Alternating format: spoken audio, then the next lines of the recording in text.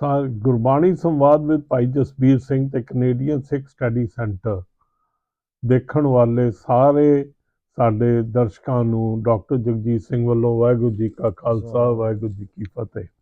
ਅਸੀਂ ਧੰਨਵਾਦੀ ਹਾਂ ਸਾਰਿਆਂ ਦੇ ਜਿਹੜੇ ਇਹਨੂੰ ਦੇਖਦੇ ਆ, ਸ਼ੇਅਰ ਕਰਦੇ ਆ, ਤੇ ਅਸੀਂ ਰਿਕੁਐਸਟ ਵੀ ਕਰਦੇ ਹਾਂ ਕਿ ਹੋਰ ਵੀ ਇਹਨੂੰ ਅੱਗੇ ਜਿਉਂ-ਜਿਉਂ ਦੇਖਿਆ ਕਰੋ ਤਿਉਂ-ਤਿਉਂ ਲਾਈਕ ਵੀ ਕਰਿਆ ਕਰੋ, ਸ਼ੇਅਰ ਵੀ ਕਰਿਆ ਕਰੋ ਤੇ ਸਾਰੇ ਸੱਜਣਾਂ ਨੂੰ, ਤਾਂ ਕਿ ਅਸੀਂ ਵੱਧ ਤੋਂ ਵੱਧ ਗੁਰਬਾਣੀ ਦਾ ਮੈਸੇਜ ਪਹੁੰਚਾ ਸਕੀਏ। ਅਸੀਂ ਪਿਛਲੇ 2 ਪ੍ਰੋਗਰਾਮ ਜਿਹੜੇ ਕੀਤੇ ਆ ਉਹਦੇ ਵਿੱਚ ਗੁਰਬਾਣੀ ਦੀ ਟਰਮੀਨੋਲੋਜੀ ਸਿੱਖਣ ਲਈ ਅਸੀਂ ਯਤਨ ਕੀਤਾ। ਉਹ ਅਸੀਂ ਭਾਈ ਸਾਹਿਬ ਭਾਈ ਜਸਬੀਰ ਸਿੰਘ ਜੀ ਸਾਡੇ ਨਾਲ ਹਰ ਵੇਲੇ ਹੁੰਦੇ ਆ, ਉਹ ਸਾਨੂੰ ਗਾਈਡ ਕਰਦੇ ਆ, ਦੱਸਦੇ ਆ। ਅਸੀਂ ਉਸੇ ਹੀ ਸ਼ਲੋਕ ਨੂੰ ਲੈ ਕੇ 9ਵੇਂ ਪਾਤਸ਼ਾਹ ਦਾ ਸ਼ਲੋਕ ਜਿਹੜਾ ਲਿੱਤਾ ਹੋਇਆ ਉਹਦੀ ਟਰਮੀਨੋਲੋਜੀ ਬਾਰੇ ਕੀਤਾ ਕਿ ਗੁਰਬਾਣੀ ਕਿਸ ਤਰੀਕੇ ਨਾਲ ਅਸੀਂ ਉਹਦਾ ਭਾਵ ਅਰਥ ਕਿੱਦਾਂ ਸਮਝਣਾ।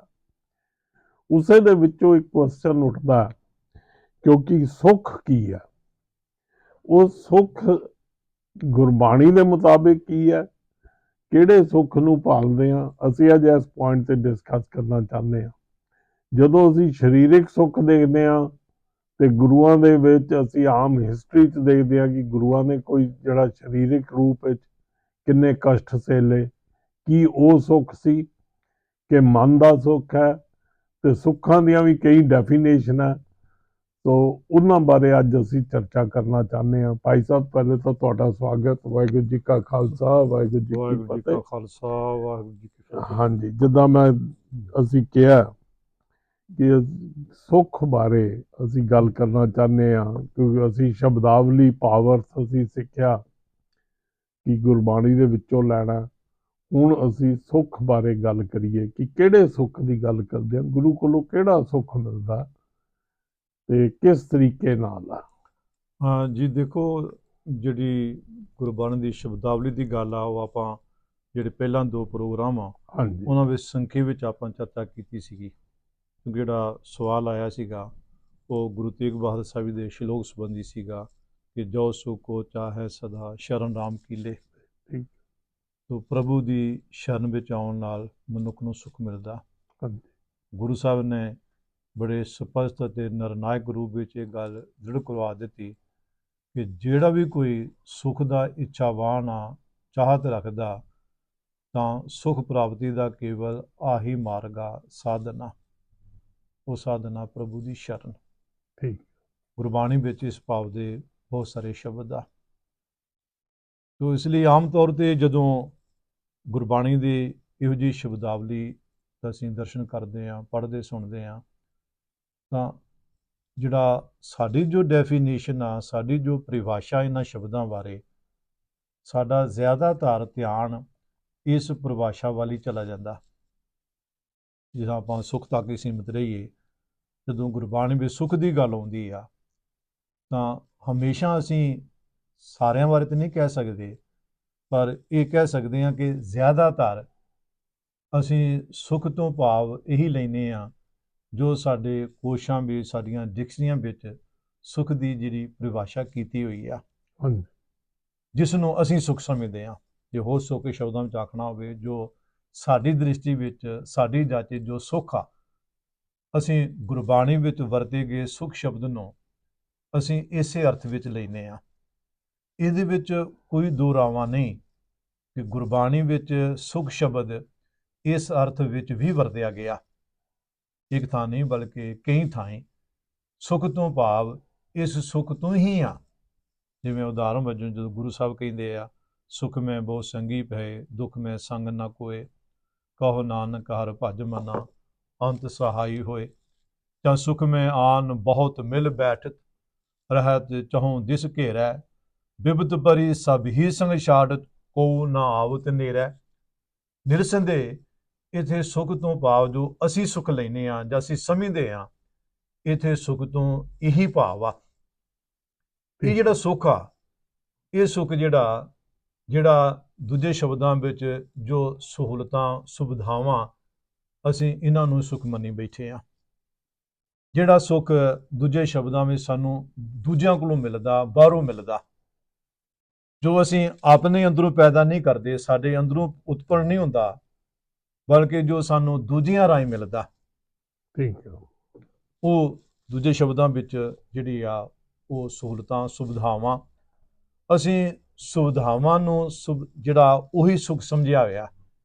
ਇਸ ਲਈ ਜਿੰਨਾ ਕਿਸੇ ਕੋਲ ਵੱਧ ਸਹੂਲਤਾਂ ਉਹ ਮਨ ਨੂੰ ਮਿਲ ਰਹੀਆਂ, ਮੰਨ ਰਹੇ ਆ, ਅਸੀਂ ਸਮਝਦੇ ਹਾਂ ਕਿ ਉਹ ਬਹੁਤ ਜ਼ਿਆਦਾ ਉਨਾ ਹੀ ਸੁਖੀ ਆ। ਜਦ ਕਿ ਹਕੀਕਤ ਇਹ ਆ ਕਿ ਜਿੰਨੀਆਂ ਕਿਸੇ ਕੋਲ ਵੱਧ ਸਹੂਲਤਾਂ, ਮਾਨਸਿਕ ਤੌਰ ਤੇ ਉਹ ਉਨਾ ਹੀ ਪਰੇਸ਼ਾਨ ਨਜ਼ਰ ਆਊਗਾ।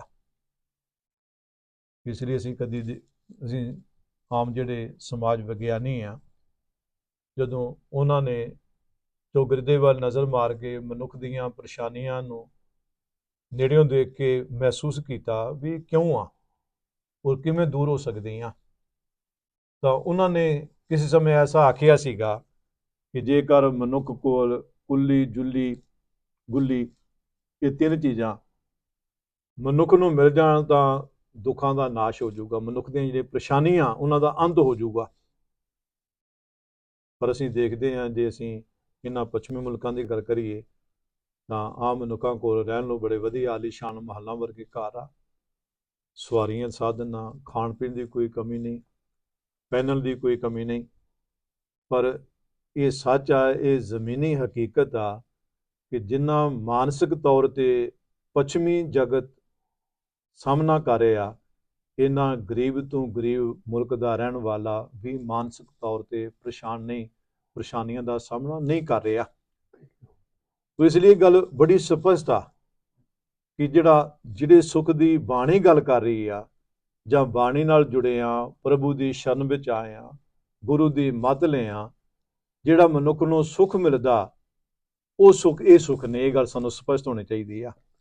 ਇਸ ਲਈ ਮਹਾਰਾਜ ਜਿਹੜਾ ਬਾਣੀ ਵਿੱਚ ਜਦੋਂ ਐਸਾ ਖਿਆਲ ਦਿੰਦੇ ਆ, ਕਹਿੰਦੇ ਆ, ਸੁੱਖ ਨਾਹੀਂ ਬਹੁਤੈ ਧਨ ਖਾਟੇ, ਸੁੱਖ ਨਾਹੀਂ ਪੇਖੇ ਨਿਤ ਨਾਟੇ, ਸੁੱਖ ਨਾਹੀਂ ਬੋ ਦੇਸ਼ ਕਮਾਏ।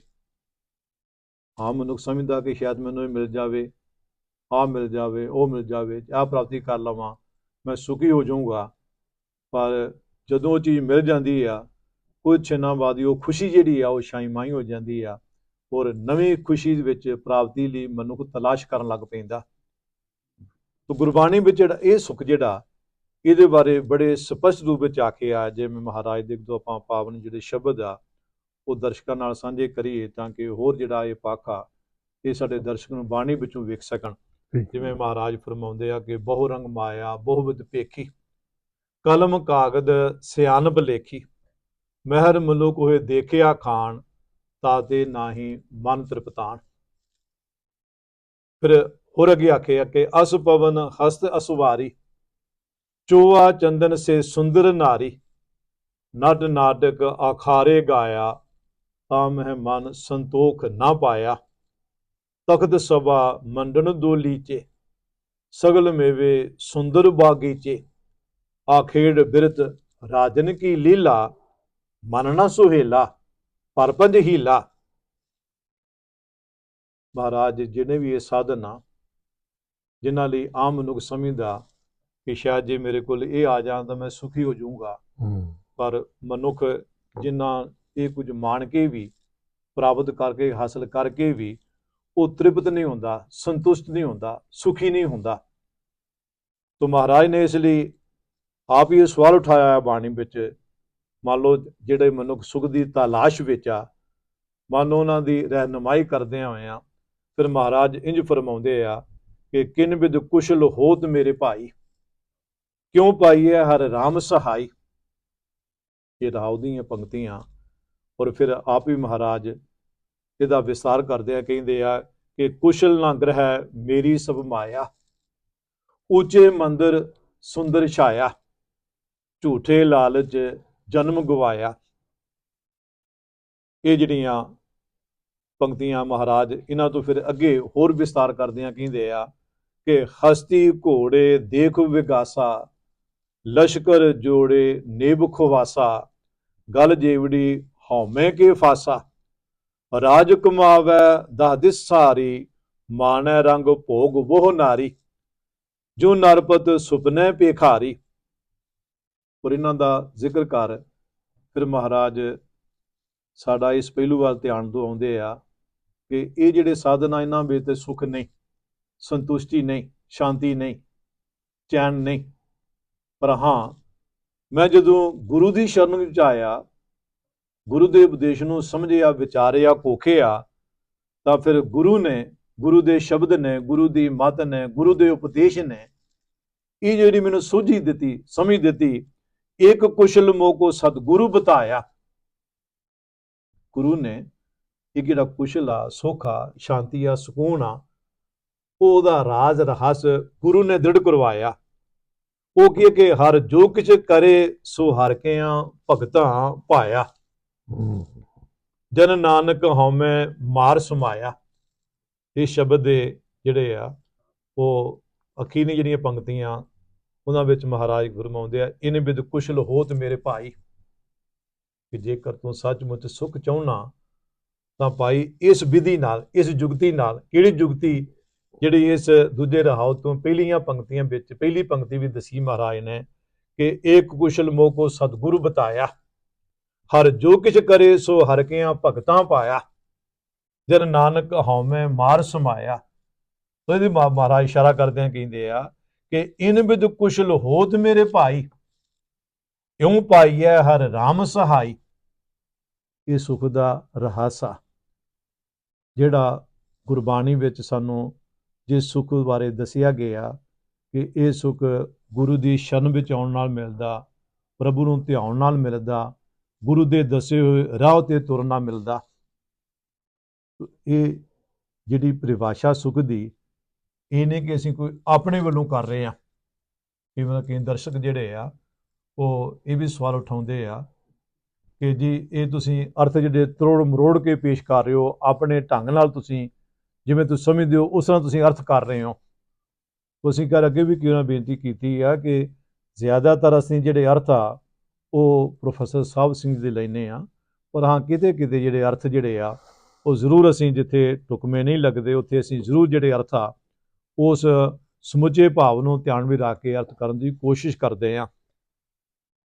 ਇਸੇ ਤਰ੍ਹਾਂ ਸੁੱਖ ਬਾਰੇ ਇਹ ਅਸੀਂ ਆਪਣੇ ਕੋਲੋਂ ਬਣਾ ਕੇ ਜਾਂ ਆਪਣੀ ਮਤ ਨਾਲ ਇਹ ਗੱਲ ਨਹੀਂ ਆਖ ਰਹੇ, ਬਲਕਿ ਗੁਰਬਾਣੀ ਵਿੱਚ ਹੀ ਇਸ ਸੁੱਖ ਦੀ ਮਹਾਰਾਜ ਨੇ ਪਰਿਭਾਸ਼ਾ ਕੀਤੀ ਹੋਈ ਆ। ਮੈਂ ਇੱਕ ਸ਼ਬਦ ਗੁਰੂ ਸਾਹਿਬ ਦਾ ਆਪਣੇ ਦਰਸ਼ਕਾਂ ਨਾਲ ਸਾਂਝਾ ਕਰਾਂ ਤਾਂ ਕਿ ਅਸੀਂ ਗੁਰਬਾਣੀ ਵਿੱਚ ਜਿਹੜੇ ਗੁਰੂ ਸਾਹਿਬਾਨ ਨੇ ਖੁਦ ਦੱਸਿਆ, ਮੈਂ ਜਾਈ ਜਾ ਆਖਾਂ ਕਿ ਗੁਰੂ ਸਾਹਿਬ ਨੇ ਇਸ ਗੱਲ ਦਾ ਉੱਤਰ ਦਿੱਤਾ ਕਿ ਭਾਈ ਜਿਹੜਾ ਰਾਹ ਮੈਂ ਦੱਸ ਰਿਹਾ, ਇਸ ਰਾਹ ਤੇ ਤੁਰੇ ਜਿਹੜਾ ਸੁੱਖ ਮਿਲਦਾ, ਉਹ ਸੁੱਖ ਕਿਹੋ ਜਿਹਾ ਸੁੱਖ ਮਿਲਦਾ। ਅਤੇ ਮੈਂ ਐਡ ਕਰ ਦਵਾਂ ਜੀ ਕਿ ਅਸੀਂ ਜਿੱਦਾਂ ਮਟੀਰੀਅਲਿਸਟਿਕ ਸੁੱਖਾਂ ਦੀ ਗੱਲ ਕੀਤੀ, ਮੈਂ ਜ਼ਰਾ ਦੁਨਿਆਵੀ ਤੌਰ ਤੇ ਗੱਲ ਕਰ ਦਵਾਂ ਕਿ ਸੁੱਖ ਦਾ ਪਹਿਲੇ ਅਸੀਂ, ਸਾਡਾ ਕਿਸਾਨ ਜਿਹੜਾ ਸੀ ਉਹ ਕਿੱਦਾਂ ਖੇਤੀ 'ਚ ਆਪ ਜਾ ਕੇ ਹਲ ਚਲਾਉਂਦਾ ਸੀ ਜੀ, ਹੁਣ ਟਰੈਕਟਰ ਤੇ ਬੈਠ ਕੇ, 에ਅਰ ਕੰਡੀਸ਼ਨ ਟਰੈਕਟਰ ਤੇ ਬੈਠ ਕੇ ਕੰਮ ਕਰ ਰਿਹਾ ਤੇ ਉਹ ਫਿਜ਼ੀਕਲ ਸੁੱਖ ਵਿੱਚ ਤਾਂ ਕਨਵਰਟ ਹੋ ਗਿਆ। ਐਸੇ ਤਰ੍ਹਾਂ ਟਰੈਵਲ ਹੈ, ਹੋਰ ਪਾਸੇ ਹੈ, ਅਸੀਂ ਘਰ ਬੈਠੇ ਈਵਨ ਟੀਵੀ ਰਿਮੋਟ ਰਾਹੀਂ ਚਲਾ ਰਹੇ ਹਾਂ, ਜਾਂ ਅਸੀਂ ਇਹ ਵੀ ਤਾਂ ਇੱਕ ਸੁੱਖ ਹੈ ਜਦੋਂ ਅਸੀਂ YouTube ਚੈਨਲ ਘਰਾਂ ਤੱਕ ਪਹੁੰਚਾ ਰਹੇ ਹਾਂ। ਇਹ ਵੀ ਤਾਂ ਇੱਕ ਤਰ੍ਹਾਂ ਦਾ, ਅੱਗੇ ਜਾਣਾ ਪੈਂਦਾ ਸੀ ਗੁਰਦੁਆਰੇ, ਹੁਣ ਘਰ ਬੈਠਿਆਂ ਸਾਰੇ ਦਰਬਾਰ ਸਾਹਿਬ ਤੋਂ ਹਰ ਥਾਂ ਤੋਂ ਸਾਨੂੰ ਇੱਕ ਕੀਰਤਨ ਮਿਲਣਾ। ਉਹ ਕਹਿੰਦਾ ਵੀ ਮੈਨੂੰ ਫਿਜ਼ੀਕਲ ਕੰਮ ਨਹੀਂ ਕਰਨਾ ਪੈਂਦਾ, ਫਿਜ਼ੀਕਲ ਕੰਮ ਨਾ ਕਰਨਾ ਵੀ ਤਾਂ ਇੱਕ ਸੁੱਖ ਹੈ। ਇਹ ਵੀ ਇੱਕ ਲੇਜ਼ੀਨੈਸ ਕਹਿ ਲਓ ਜਾਂ ਸੁੱਖ ਕਹਿ ਲਓ, ਜੋ ਮਰਜ਼ੀ ਇਹਦਾ ਨਾਂ ਦੇ ਲਈਏ ਅਸੀਂ, ਪਰ ਇਹ ਵੀ ਤਾਂ ਸੁੱਖ ਵਿੱਚ ਹੀ ਆਏਗਾ ਨਾ। ਉਹਨੇ ਦੇਖੋ, ਅਸੀਂ ਪਹਿਲਾਂ ਸ਼ੁਰੂ ਵਿੱਚ ਗੱਲ ਕਰ ਰਹੇ ਹਾਂ ਕਿ ਗੁਰੂ ਨੇ ਜੋ ਸਾਡੀ ਝੋਲੀ ਵਿੱਚ ਪਾਇਆ ਜਾਂ ਸਾਡੀ ਝੋਲੀ ਵਿੱਚ ਪੈਂਦਾ, ਉਹਦਾ ਜਿਹੜਾ ਸੰਬੰਧ ਆ ਉਹ ਸਾਡੇ ਮਨ ਨਾਲ ਮੁੱਖ ਰੂਪ ਵਿੱਚ। ਇਸ ਲਈ ਗੁਰੂ ਸਾਹਿਬ ਨੇ ਆਖਿਆ ਆ ਕਿ ਜੋ ਗੁਰ ਦੀਆ ਸੋ ਮਨ ਕਹਿ ਕਾਮ, ਕਿ ਭਾਈ ਗੁਰੂ ਕੋਲ ਆਉਣ ਵਾਲੇ ਆ, ਗੁਰਬਾਣੀ ਪੜ੍ਹਨ ਸੁਣਨ ਵਿਚਾਰਨ ਵਾਲੇ ਆ, ਇਹ ਗੱਲ ਚੰਗੀ ਤਰ੍ਹਾਂ ਪੱਲੇ ਬੰਨ੍ਹ ਲੈ ਕਿ ਇਸ ਘਰ ਵਿੱਚ ਤੈਨੂੰ ਜੋ ਮਿਲੂਗਾ ਉਹ ਤੇਰੇ ਮਨ ਦੇ ਕੰਮ ਆਉਣ ਵਾਲਾ। ਤਨ ਸੁਖੀ ਹੋਵੇ, ਜ਼ਰੂਰੀ ਨਹੀਂ ਕਿ ਮਨ ਸੁਖੀ ਹੋਊਗਾ। ਇਹ ਠੀਕ ਆ ਕਿ ਸਾਡੇ ਕੋਲ ਅੱਜ ਜਿਹੜਾ ਅਸੀਂ ਬਾਹਰ ਮੁਖੀ ਬੜੀ ਤਰੱਕੀ ਕੀਤੀ ਆ, ਔਰ ਧਰਮ ਕੋਈ ਇਸ ਰਾਹ ਵਿੱਚ ਰੁਕਾਵਟ ਨਹੀਂ ਬਣਦਾ। ਆਪਾਂ ਕਿ ਵੱਖਰਾ ਪ੍ਰੋਗਰਾਮ ਕਰਾਂਗੇ, ਪਰ ਜਿਹੜੀ ਸੁੱਖ ਦੀ ਗੱਲ ਆ, ਸ਼ਾਂਤੀ ਦੀ ਗੱਲ ਆ, ਇਹ ਕੌਣ ਨਹੀਂ ਜਾਣਦਾ। ਅਸੀਂ ਜਿਹੜੇ ਮੰਨ ਰਹੇ ਹਾਂ, ਅਸੀਂ ਆਪਣੇ ਅੰਦਰ ਝਾਤੀ ਮਾਰ ਕੇ ਦੇਖੀਏ ਕਿ ਅਸੀਂ ਆਤਮਿਕ ਤੌਰ ਤੇ ਕਿੰਨੇ ਕੁ ਸੰਤੁਸ਼ਟ ਆ, ਕਿੰਨੇ ਕੁ ਤ੍ਰਿਪਤ ਆ। ਦੇਖੋ, ਅਸੀਂ ਜੇ ਪਰਿਵਾਰਕ ਜ਼ਿੰਦਗੀ ਦੀ ਗੱਲ ਕਰ ਲਈਏ ਤਾਂ ਪਹਿਲਾਂ ਜਦੋਂ ਕੱਚੇ ਘਰ ਹੁੰਦੇ ਸੀ, ਇੱਕ ਕਮਰਾ ਹੁੰਦਾ ਸੀ, ਸਾਰਾ ਪਰਿਵਾਰ ਮਿਲ ਕੇ ਬੈਠਦਾ ਸੀ, ਰੋਟੀ ਇਕੱਠੇ ਬਹਿ ਕੇ ਖਾਂਦੇ ਸੀ, ਬੜਾ ਸੋਹਣਾ ਸਮਾਂ ਗੁਜ਼ਰਦਾ ਸੀ। ਇਕੱਲੇਪਣ ਦਾ ਕਿਸੇ ਨੂੰ ਜਿਹੜਾ ਅਹਿਸਾਸ ਤੱਕ ਨਹੀਂ ਸੀ ਹੁੰਦਾ। ਮਤਲਬ ਹੋਰ ਕੀ ਪਹਿਲੂ ਆ, ਆਪਾਂ ਕੇਵਲ ਸੰਕੇਤ ਮਾਤਰ ਜ਼ਿਕਰ ਕਰ ਰਹੇ ਹਾਂ। ਹਾਂਜੀ, ਅੱਜ ਜਿਹੜੇ ਸਹੂਲਤਾਂ ਆ ਗਈਆਂ, ਤੇ ਕੋਈ ਸ਼ੱਕ ਆਪਾਂ ਸਹੂਲਤਾਂ ਨੂੰ ਕੰਡੈਮ ਨਹੀਂ ਕਰ ਰਹੇ ਕਿ ਨਹੀਂ ਹੋਣੀ ਚਾਹੀਦੀਆਂ, ਪਰ ਆਪਾਂ ਇੱਕ ਉਹਦੇ ਚ ਪਹਿਲੂ ਲੈ ਰਹੇ ਹਾਂ ਕਿ ਅੱਜ ਕੀ ਆ ਕਿ ਜੇ ਪਰਿਵਾਰ ਦੇ 5 ਮੈਂਬਰ ਆ, 5 ਦੇ ਵੱਖੋ ਵੱਖਰੇ ਕਮਰੇ ਆ, ਉਹ ਜਿਹੜੀ ਸਾਂਝ ਸੀ, ਅੱਜ ਕੱਲ੍ਹ ਕਿਸੇ ਕੋਲ ਇਕੱਠਿਆਂ ਬੈਠ ਕੇ ਰੋਟੀ ਖਾਣ ਦਾ, ਪ੍ਰਸ਼ਾਦਾ ਛਕਣ ਦੀ ਵਿਹਲ ਹੀ ਨਹੀਂ ਗੀ। ਉਹ ਜਿਹੜੀ ਸਾਂਝ ਸੀ ਪਰਿਵਾਰਕ, ਉਹ ਜਿਹੜੀ ਆ ਸਾਨੂੰ ਜਿਹੜੀ ਉਹ ਕੋਈ ਨਜ਼ਰ ਨਹੀਂ ਆਉਂਦੀ। ਮਾਪੇ ਜਿਹੜੇ ਆ, ਜਿੰਨਾ ਬੰਦਾ ਜ਼ਿਆਦਾ ਅਮੀਰ ਆ, ਸਾਰਿਆਂ ਬਾਰੇ ਤਾਂ ਆਪਾਂ ਨਹੀਂ ਕਹਿ ਸਕਦੇ, ਪਰ ਜ਼ਿਆਦਾਤਰ ਜਿੰਨਾ ਬੰਦਾ ਅਮੀਰ ਆ, ਜਿੰਨੇ ਉਹਦੇ ਕੋਲ ਵੱਧ ਸਹੂਲਤਾਂ, ਉਹਨੇ ਅਮੀਰਾਂ ਦੇ ਜਿਹੜੇ ਮਾਪੇ ਆ ਉਹ ਬਿਰਧ ਆਸ਼ਰਮਾਂ ਵਿੱਚ ਆ। ਤੁਹਾਨੂੰ ਗਰੀਬ ਦਾ ਜਿਹੜਾ ਮਾਪੇ ਆ ਉਹ ਬਿਰਧ ਬਹੁਤ ਘੱਟ ਨਜ਼ਰ ਆਊਗਾ।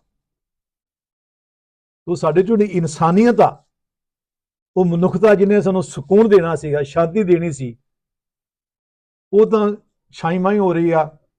ਉਹਦਾ ਨਜ਼ਰ ਜਿਹੜੀ ਆ ਉਹ ਦਿਨੋਂ ਦਿਨ ਅਲੋਪ ਹੁੰਦੀ ਜਾ ਰਹੀ ਆ। ਜਿੰਨਾ ਅੱਜ ਮਨੁੱਖ ਮਾਨਸਿਕ ਤੌਰ ਤੇ ਪਰੇਸ਼ਾਨ ਆ, ਇਹਨਾਂ ਮਾਨਸਿਕ ਤੌਰ ਤੇ ਕਦੀ ਮਨੁੱਖ ਇਸ ਧਰਤੀ ਉੱਤੇ ਪਰੇਸ਼ਾਨ ਨਹੀਂ ਹੋਇਆ। ਸੁੱਖ ਦੇ ਜਿਹੜੇ ਸਾਧਨ ਬਾਣੀ ਦੱਸ ਰਹੀ ਆ, ਇਹ ਜਦੋਂ ਮਨੁੱਖ ਪਾਸ ਇਹ ਸਹੂਲਤਾਂ ਨਹੀਂ ਸੀ, ਉਦੋਂ ਵੀ ਇਹੀ ਸਾਧਨ ਸੀ, ਅੱਜ ਵੀ ਇਹੀ ਆ। ਜੇ ਆਉਣ ਵਾਲੇ ਸਮੇਂ ਵਿਗਿਆਨਕ ਤੌਰ ਤੇ ਪਦਾਰਥਵਾਦ ਵਿੱਚ ਅਸੀਂ ਹੋਰ ਢੇਰ ਤਰੱਕੀ ਕਰ ਜਾਈਏ, ਸਾਧਨ ਸੁੱਖ ਦਾ ਫਿਰ ਵੀ ਇਹੀ ਰਹਿਣਾ, ਕਿਉਂਕਿ ਇਹ ਸੁੱਖ ਦਾ, ਸਕੂਨ ਦਾ, ਸ਼ਾਂਤੀ ਦਾ ਸੰਬੰਧ ਪਦਾਰਥਾਂ ਨਾਲ, ਮਟੀਰੀਅਲ ਨਾਲ ਹੈ ਹੀ ਨਹੀਂ। ਇਸ ਲਈ ਆਪਾਂ ਪਹਿਲਾਂ ਮਹਾਰਾਜ ਦਾ ਪਾਵਨ ਫਰਮਾਨ ਜਿਹੜਾ ਉਹ ਸਾਂਝਾ ਕੀਤਾ ਸੀਗਾ ਕਿ ਸੁੱਖ ਨਾਹੀਂ ਬਹੁਤਿਆ ਤਨ ਖਾਟੇ। ਜਿਹੜਾ ਪਾਵਨ ਫਰਮਾਨ ਵਿੱਚ ਗੁਰੂ ਸਾਹਿਬ ਬਹੁਤ ਕੁਝ ਕਹਿ ਗਏ ਆ। ਔਰ ਫਿਰ ਬਾਕੀ ਜਿਹੜਾ ਦੂਜਾ ਸ਼ਬਦ ਸਾਂਝਾ ਕੀਤਾ ਸੀਗਾ ਕਿ ਬਹੁਤ ਮਾਇਆ ਬਹੁਤ ਪੇਖੀ, ਕਲਮ ਕਾਗਜ਼ ਸਿਆਣਪ ਲੇਖੀ। ਇਹ ਸ਼ਬਦ ਵਿੱਚ ਮਹਾਰਾਜ ਕਿੰਨਾ ਕੁਝ ਬਿਆਨ ਕਰ ਰਹੇ ਆ, ਜਿਨ੍ਹਾਂ ਬਾਰੇ ਮਨੁੱਖ ਸਮਝਦਾ ਕਿ ਜੇਕਰ ਮੈਨੂੰ ਆਹ ਮਿਲ ਜਾਵੇ ਤਾਂ ਮੇਰਾ ਜੀਵਨ ਬੜਾ ਸੁਖੀ ਹੋ ਜਾਵੇ, ਪਰ ਜਿਨ੍ਹਾਂ ਨੂੰ ਮਿਲੇ ਹੋਏ ਆ ਉਹ ਕਿਸੇ ਹੋਰ ਚੀਜ਼ ਨੂੰ ਸੁੱਖ ਭਾਲਦੇ ਆ। ਇਸ ਲਈ ਸਾਨੂੰ ਗੁਰੂ ਕੋਲੋਂ ਜਿਹੜਾ ਮਿਲਦਾ, ਜੋ ਗੁਰੂ ਦੀ ਆ ਸੋ ਮਨ ਕਹਿ ਕਾਮ। ਇਸ ਲਈ ਸਾਨੂੰ ਗੱਲ ਜਿਹੜੀ ਹੈ ਚੰਗੀ ਤਰ੍ਹਾਂ ਪੱਲੇ ਬੰਨ੍ਹ ਲੈਣੀ ਚਾਹੀਦੀ ਆ। ਤਾਂ ਫਿਰ ਮਹਾਰਾਜ ਜਿਹੜਾ ਆਪਾਂ ਸੁੱਖ ਦੀ ਜਿਹੜੀ ਪਰਿਭਾਸ਼ਾ ਗੁਰਬਾਣੀ ਕਰ ਰਹੀ ਆ, ਜੋ ਗੁਰੂ ਸਾਹਿਬ ਦੱਸ ਰਿਹਾ ਸਾਨੂੰ ਕਿ ਭਾਈ ਮੇਰੇ ਕੋਲ ਆਇਆ ਤੁਹਾਨੂੰ ਜਿਹੜਾ ਸੁੱਖ ਮਿਲੂਗਾ, ਉਹ ਸੁੱਖ ਦਾ ਰੂਪ ਆ ਜੇ। ਮਹਾਰਾਜ ਦਾ ਪਾਵਨ ਫਰਮਾਨ ਆ, ਸਤਿਗੁਰ ਮਿਲਿਆ ਸਦਾ ਸੁਖ, ਨਾ ਲੱਗਦਾ ਆਪੇ ਮੇਲੇ ਸੋਏ। ਪਰ ਫਿਰ ਨਾਲ ਅਗਲੀ ਪੰਕਤੀ ਵਿੱਚ ਹੀ ਸਪਸ਼ਟ ਕਰ ਦਿੱਤਾ ਕਿ ਕੋਈ ਟਪਲਾ ਨਾ ਖਾ ਜਾਏ, ਕੋਈ ਭੁਲੇਖਾ ਨਾ ਖਾ ਜਾਏ।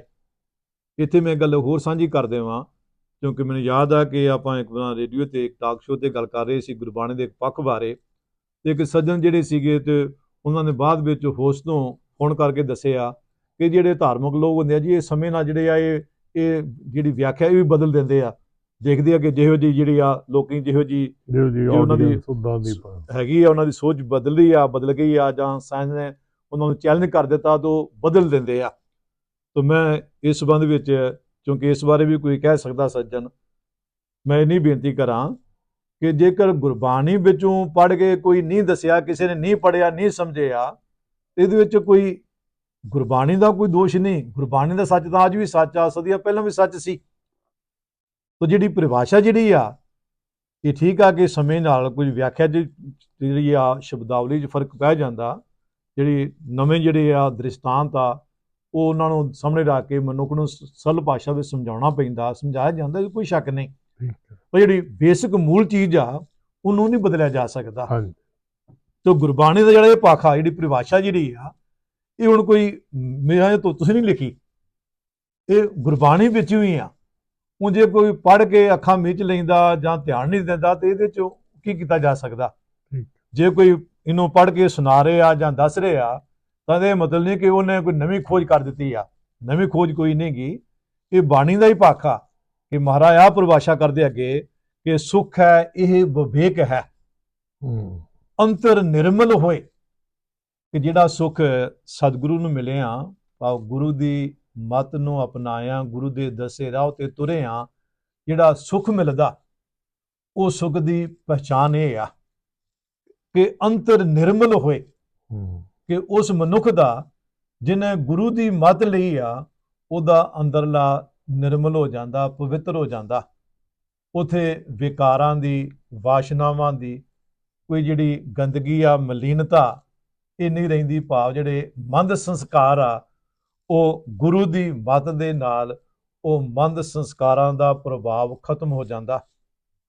ਉਹਦਾ ਅੰਦਰਲਾ ਜਿਹੜਾ ਉਹ ਸ਼ਵੱਛ ਹੋ ਜਾਂਦਾ, ਨਿਰਮਲ ਹੋ ਜਾਂਦਾ। ਫਿਰ ਅੱਗੇ ਆਖਿਆ ਕਿ ਅਗਿਆਨ ਕਾ ਭ੍ਰਮ ਕੱਟੀ ਹੈ। ਕਿ ਉਹਦੇ ਅੰਦਰ ਜਿਹੜੀ ਅਗਿਆਨਤਾ ਸੀ, ਉਹ ਅਗਿਆਨਤਾ ਜਿਹੜੀ ਆ ਇਹ ਸਰੀਰ ਵਿੱਚ ਨਹੀਂ, ਮਨ ਵਿੱਚ ਹੁੰਦੀ ਆ। ਜਿਵੇਂ ਪਹਿਲਾਂ ਆਪਾਂ ਜ਼ਿਕਰ ਕਰ ਆਏ ਹਾਂ ਕਿ ਜੋ ਗੁਰ ਦੀਆ ਸੋ ਮਨ ਕਹਿ ਕਾਮ। ਤੋ ਜੋ ਮਨ ਵਿੱਚ ਅਗਿਆਨਤਾ ਸੀ, ਅਗਿਆਨਤਾ ਜਿਹੜੀ ਅਸੀਂ ਗੁਰੂ ਦੀ ਮੱਤ ਲੈ ਕੇ ਆਪਣੇ ਮਨ ਦੀ ਘਾੜਤ ਨਹੀਂ ਸੀ ਕਰੀ ਹੋਈ, ਜੋ ਸਾਨੂੰ ਸਮਾਜ ਨੇ, ਮਾਪਿਆਂ ਨੇ, ਚੌਗਿਰਦੇ ਨੇ ਜੋ ਕੁਝ ਸਾਡੇ ਅੰਦਰ ਪਾਇਆ ਸੀਗਾ, ਜਾਂ ਅਸੀਂ ਉਹਨਾਂ ਤੋਂ ਜੋ ਸਿੱਖਿਆ ਸਮਝਿਆ, ਸਾਡੇ ਮਨ ਦੀ ਵੈਸੀ ਹੀ ਘਾੜਤ ਬਣੀ ਹੋਈ ਸੀ। ਉਹ ਜੇ ਸਾਡੇ ਵਿਚਾਰ ਬਣ ਗਏ ਸੀ, ਸਾਡੇ ਸੰਸਕਾਰ ਸੀ, ਉਹ ਜੀ ਸਾਡੀ ਸੋਚ ਨਹੀਂ ਬਣ ਚੁੱਕੀ ਸੀ। ਪਰ ਜਦੋਂ ਅਸੀਂ ਗੁਰੂ ਦੀ ਮੱਤ ਲਈ, ਗੁਰੂ ਦੀ ਸ਼ਰਨ ਵਿੱਚ ਆਏ, ਤਾਂ ਸਾਡਾ ਇਹ ਜਿਹੜਾ ਪਹਿਲਾ ਇਹ ਜਿਹੜੀ ਅਗਿਆਨਤਾ ਜਿਹੜੀ ਆ, ਬੇਸਮਝੀ ਆ, ਇਹ ਸਾਰੀ ਦੀ ਸਾਰੀ ਮਿਟ ਗਈ, ਦੂਰ ਹੋ ਗਈ, ਔਰ ਗਿਆਨ ਪ੍ਰਾਪਤ ਹੋਏ ਸਾਨੂੰ। ਸੱਚਾ ਗਿਆਨ, ਉਹ ਗਿਆਨ ਜਿਹੜਾ ਗਿਆਨ ਸਾਨੂੰ ਆਪੇ ਦੀ ਸੋਝੀ ਬਖਸ਼ਦਾ। ਧਿਆਨ ਰਹੇ, ਗਿਆਨ ਤੋਂ ਭਾਵ ਸਧਾਰਨ ਨੌਲੇਜ ਨਹੀਂ, ਗਿਆਨ ਜਿਹੜੀ ਅਸੀਂ ਕਿਤਾਬਾਂ ਵਿੱਚੋਂ ਪੜ੍ਹ ਕੇ ਜਾਂ ਸੁਣ ਕੇ ਜਾਂ ਦੇਖ ਕੇ ਅਸੀਂ ਹਾਸਲ ਕਰਦੇ ਹਾਂ, ਇਸ ਗਿਆਨ ਦੀ ਗੱਲ ਨਹੀਂ। ਗੁਰਬਾਣੀ ਜਿਹੜੀ ਜਿਹਨੂੰ ਗਿਆਨ ਨੂੰ ਸਲਾਉਂਦੀ ਆ, ਉਹ ਗਿਆਨ ਜਿਹੜਾ ਤੁਹਾਡਾ ਨਿੱਜੀ ਤਜਰਬਾ, ਜੋ ਤੁਹਾਡੇ ਅਨੁਭਵ ਵਿੱਚੋਂ ਨਿਕਲਦਾ, ਜਿਸ ਨੂੰ ਤੁਸੀਂ ਖੁਦ ਮਾਣਿਆ ਹੋਇਆ। ਸੋ ਗੁਰੂ ਸਾਹਿਬ ਕਹਿੰਦੇ ਆ ਕਿ ਜਦੋਂ ਗੁਰੂ ਦੀ ਮੱਤ ਲਵਾਂਗੇ ਤਾਂ ਉਸ ਨੂੰ ਸੁੱਖ ਮਿਲਦਾ। ਸੁੱਖ ਦਾ ਰੂਪ ਇਹ ਆ ਕਿ ਸਾਡੀ ਅਗਿਆਨਤਾ ਮਿਟਦੀ ਆ ਅਤੇ ਸਾਡੇ ਅੰਦਰ ਜਿਹੜਾ ਗਿਆਨ ਆ, ਆਤਮਿਕ ਸੋਝੀ ਆ, ਇਹਦਾ ਪ੍ਰਕਾਸ਼ ਹੁੰਦਾ। ਉਹ ਫਿਰ ਨਾਨਕ ਏਕੋ ਨਦਰੀ ਆਇਆ, ਜਾਂ ਦੇਖਾ ਤਾਂ ਸੋਏ।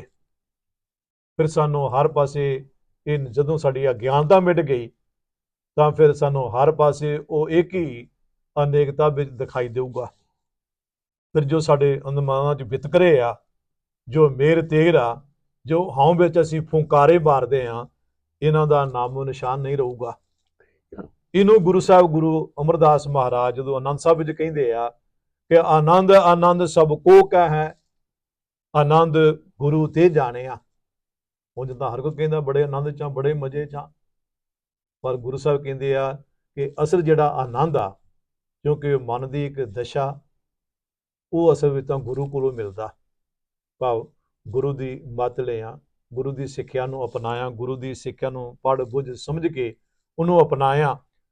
ਉਹ ਮਹਾਰਾਜ ਆਪ ਇਹਦੀ ਹੋਰ ਵਿਆਖਿਆ ਕਰਦੇ ਆ, ਕਿਉਂ ਕਹਿੰਦੇ ਆ ਕਿ ਜਾਣੇ ਆਨੰਦ ਸਦਾ ਗੁਰ ਤੇ ਕਿਰਪਾ ਕਰੇ ਪਿਆਰਿਆ। ਕਿ ਜਿਸ ਕਿਸੇ ਨੂੰ ਵੀ ਇਹ ਸੁੱਖ ਮਿਲਿਆ, ਆਨੰਦ ਮਿਲਿਆ, ਤਾਂ ਇਹ ਆਨੰਦ ਗੁਰੂ ਕੋਲੋਂ ਹੀ ਮਿਲਿਆ। ਭਾਵ ਇਹ ਜਿਹੜਾ ਗਿਆਨ ਆ, ਇਹ ਸੋਝੀ ਜਿਹੜੀ ਆ, ਇਸ ਸੋਝੀ ਦੁਆਰਾ ਹੀ ਇਹ ਸੰਭਵ ਆ।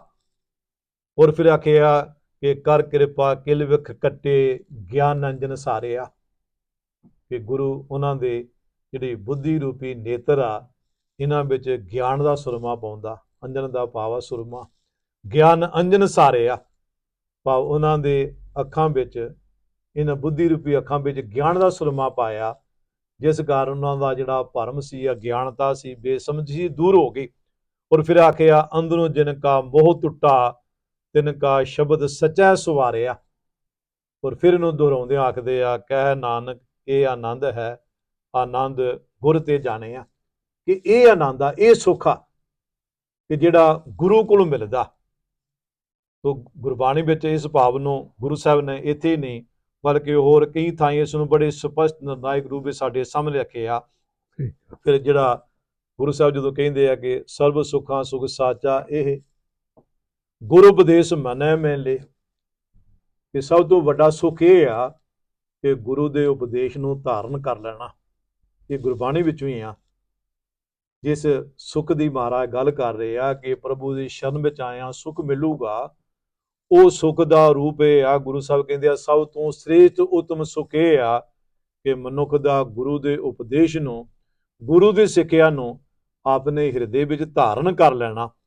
ਪਰ ਜਦੋਂ ਮਹਾਰਾਜ ਕਹਿੰਦੇ ਆ ਕਿ ਜਨ ਕੇ ਚਰਨ ਵਸੈ ਮੇਰੇ ਹੀਅਰੈ, ਸੰਗ ਪੁਨੀਤਾ ਦੇਹੀ, ਜਨ ਕੀ ਧੂਰ ਦੇਹੋ ਕਿਰਪਾ ਨਿਧ, ਨਾਨਕ ਐ ਸੁਖੇ ਹੀ। ਕਹਿੰਦੇ ਮੇਲੇ ਹੀ ਸਭ ਤੋਂ ਵੱਡਾ ਸੁੱਖ ਆ।